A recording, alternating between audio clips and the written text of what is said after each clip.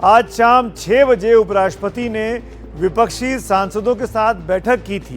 ये बड़ी खबर आ रही है। शाम 6 बजे विपक्षी नेताओं के साथ धनखड़ साहब ने मुलाकात की थी और अपनी सेहत के बारे में उनको जानकारी भी दी थी कि उनके स्वास्थ्य नहीं ठीक है। जगदीप धनखड़ को लेकर ये बड़ी खबर इस वक्त आ रही है। शाम 6 बजे विपक्षी नेताओं के साथ वो मुलाकात कर चुके थे। विपक्षी नेताओं के साथ धनखड़ साहब ने बातचीत की थी और बैठक में स्वास्थ्य से जुड़ी कोई बात नहीं हुई थी। माफ करिएगा, स्वास्थ्य से जुड़ी कोई बात नहीं हुई थी जब ये मुलाकात हुई थी। और रात को अभी 9:30 पौने 10 बजे खबर आती है कि उन्होंने अपने पद से इस्तीफा दे दिया है। तो 6 बजे से लेकर और 9:30 बजे के बीच में इन 3.5 घंटे में क्या हुआ, ये एक तरीके से रहस्य बन गया है। जी अखिलेश जी कुछ बोल रहे हैं। अखिलेश जी कुछ बोल रहे हैं। जी अखिलेश जी। दो बातें कह रहा था। एक तो जो आप रहस्य की बात कह रहे हैं, जो बात मैंने शुरुआत में कही कि ये गले नहीं उतरता उनका इस्तीफा, क्योंकि अगर स्वास्थ्य कारण है तो जब से वो एम्स से आए उसके तुरंत बाद वो सदन में भी दिखाई दिए, तब भी उन्होंने बजट सेशन में कामकाज किया और उसके बाद बजट सेशन और मानसून सेशन के बीच में कई दौरे उनके देश भर में हुए हैं। तो ऐसे में ये जरूर है कि जब कोई व्यक्ति हार्ट से संबंधित कोई बीमारी से पीड़ित होता है तो उसको कई तरह के प्रिकॉशंस रखने होते हैं, दवाइयां होती हैं, डॉक्टर्स भी अपनी ओर से आराम भी उनको बोलता है, कहते हैं कि स्ट्रेस मत लीजिए, ये सारी बातें होती हैं। लेकिन इसके बावजूद भी वो पहले की तरह अपना कामकाज कर रहे थे। तो मुझे लगता है कि यहाँ पर कुछ ना कुछ सवाल तो मन में जरूर रहेंगे। सवाल को ये भी पूछ सकता है कि उन्होंने इस्तीफा दिया है या उनसे इस्तीफा लिया गया है। ये भी एक प्रश्न जो कुछ लोग सवाल उठा सकते हैं। लेकिन दूसरी बात जो मैं कह रहा था कि जो हर व्यक्ति उपराष्ट्रपति होता है उसके मन में यह ख्वाब जरूर होता है कि वो वाइस प्रेसिडेंट एनक्लेव से उठ करके रायसीना हिल पर राष्ट्रपति भवन में जाए। और मैं आपको एक दिलचस्प बात बता देता हूँ कि जब उपराष्ट्रपति निवास यहाँ होता था मौलाना आजाद रोड पर, तो वहां पर जो एक कॉन्फ्रेंस रूम बनाया गया था सुमित, वहां पर तमाम उपराष्ट्रपतियों के फोटो टंगे हुए हैं। और वो हालांकि अब खाली कर दिया गया क्योंकि अब नए एनक्लेव में चले गए। उपराष्ट्रपति का नया पूरा कॉम्प्लेक्स बन चुका है जिसमें कि स्विमिंग पूल वगैरह सब है। तो वहां पर जो पुराना था वहां पर कॉन्फ्रेंस हॉल में फोटो टंगे हुए थे और वहां पर एक बड़ा सिंपल लॉजिक था। हमें एक पूर्व उपराष्ट्रपति ने बताया था कि हर 3 जो उपराष्ट्रपति थे उसके बाद जो चौथा था वो राष्ट्रपति बना। तो ऐसे करके 3-3 करके जो गैप है वो होता गया। तो सबके मन में ये होता जरूर है ख्वाब कि वो राष्ट्रपति बने। तो ऐसे में बीच में कोई नहीं छोड़ता। ये तीसरे जिन्होंने इस्तीफा दिया, लेकिन इससे पहले जिन्होंने 2 छोड़ा था वो दोनों ने ही जो है बाद में राष्ट्रपति पद संभाला। लेकिन ये अकेले और पहले ऐसे उपराष्ट्रपति हैं जो उपराष्ट्रपति से ही पद से जा रहे हैं। जी, मेरे साथ प्रशांत भी जुड़ गए। प्रशांत, मैं आऊंगा आपके पास, आप वहां पे मौजूद है, लेकिन मनोरंजन भारती काफी देर से हाथ उठा रहे हैं। एक अपडेट देता हूँ जी, कुछ बोलना चाह रहे हैं पापा? नहीं, मैं तो यही कह रहा हूँ। अब जो है खबरें छन के आ रही है कि 6 बजे उनकी विपक्षी नेताओं की बातचीत हुई। मैंने आपको पहले ही कहा कि मैं आज एक गैदरिंग में था जहां पर कि विपक्ष के ढेर सारे नेता थे। वहां पे क्या चर्चा हो रही थी ये भी मैंने आपको बताने की कोशिश की। आपने ये भी बताया कि 6 बजे जो नेता मिले वहां पे उन्होंने कोई स्वास्थ्य संबंधी बातें उनको नहीं बताई कि देखो मेरा हेल्थ ठीक नहीं है, मैं इस्तीफा दे रहा हूँ। बातें हो रही हैं, मतलब ये बातें ऐसी बातें हैं कि मैंने कहा कि ये बातें चर्चा में हैं। ये बातें सुनाई दे रही थी, मतलब आज पूरे दिन भर संसद भवन में ये बातें सुनाई दे रही थी। लेकिन इसका परिणाम यहां तक पहुंचेगा इसका अंदाजा मैंने नहीं लगाया था।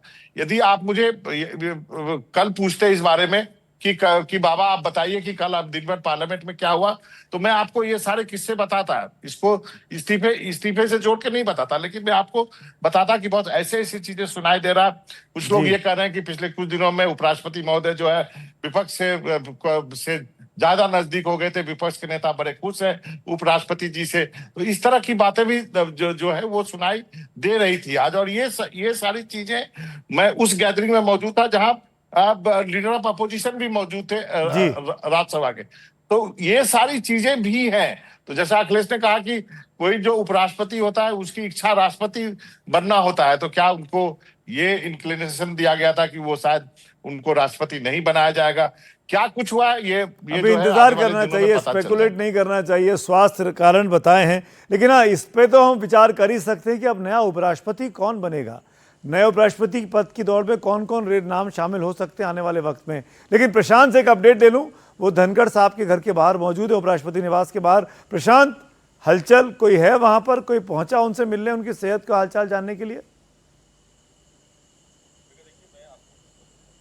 नहीं नहीं सुमित, देखिए एक बिल्कुल धमाके की तरह की ये खबर आई है। और मैं पहले आपको दिखाऊं, मेरे पीछे ये उपराष्ट्रपति का निवास है, जिसका जिक्र अभी अखिलेश कर रहे थे कि ये नया कुछ महीनों पहले ही ये उपराष्ट्रपति का निवास बना है। पहले आपको याद होगा मौलाना आजाद रोड पे हुआ करता था, और ये अब जो नया उपराष्ट्रपति वाइस प्रेसिडेंट इनक्लेव इसको बोलते हैं, ये बिल्कुल संसद भवन के सामने है, रकाबगंज गुरुद्वारा के पीछे। और यहाँ पर हम जब से पहुंचे अब से थोड़ी देर पहले, तो यहाँ एक पुलिस के एक बड़े अधिकारी जरूर पहुंचे हैं, वो अंदर गए हैं।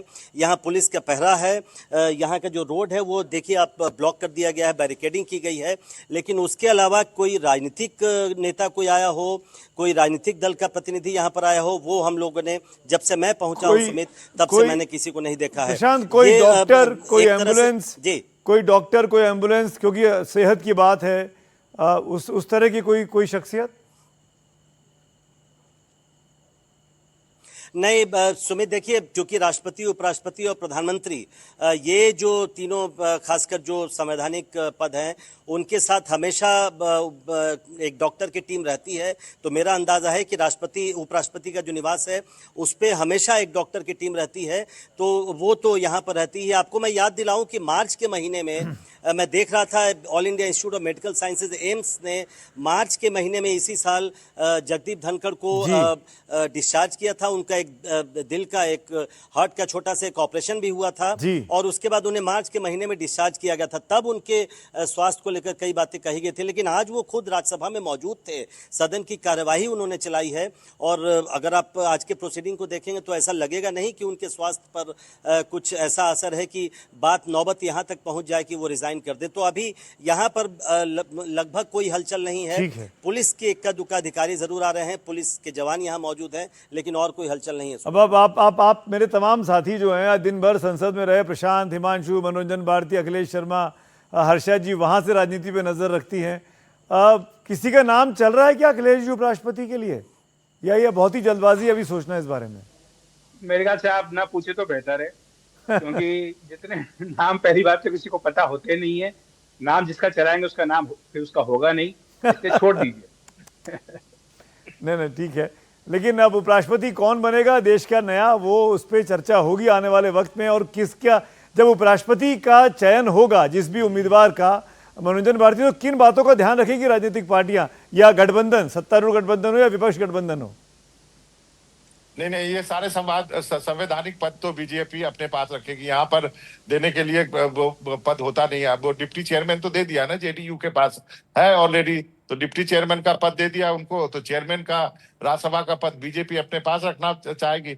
और अखिलेश ने बहुत अच्छा कहा कि नाम किसी का पता होता नहीं है सिवाय एक दो लोगों को, और जिसका नाम चला देंगे उनका वो जो चांस खत्म हो जाता है। तो हमें थोड़ा इंतजार कर लेना चाहिए। इसमें अभी चीजें अभी सुमित अनफोल्ड होनी है। ये कहानी इतनी सीधी दिख नहीं रही है, सीधे इस्तीफे की कहानी नहीं है ये। मेरा तो ये भी कहना है कि ये भी जी अखिलेश जी, क्योंकि जगदीप धनखड़ जो है वो बहुत ही मुखर किस्म के नेता हैं। वो चुप रहने वालों में से नहीं है, वो शांत बैठने वालों में से नहीं है। उनका जो बैकग्राउंड है वो कोई बीजेपी आरएसएस वाला बैकग्राउंड नहीं है। उनका जो बैकग्राउंड है वो अलग तरह का बैकग्राउंड है। कांग्रेस में भी रहे हैं और भी पार्टियों में वो रहे हैं। तो आज नहीं तो कल वो बोलेंगे जरूर। अगर मान लीजिए स्वास्थ्य का कारण है तो वो भी पता लग जाएगा, या कोई दूसरा कारण है तो वो भी पता लग जाएगा, लेकिन निश्चित तौर पर पता लगेगा। और ये सही बात है कि ये कहानी अभी खत्म नहीं हुई है, बल्कि मैं तो कहूंगा कि शुरुआत हुई।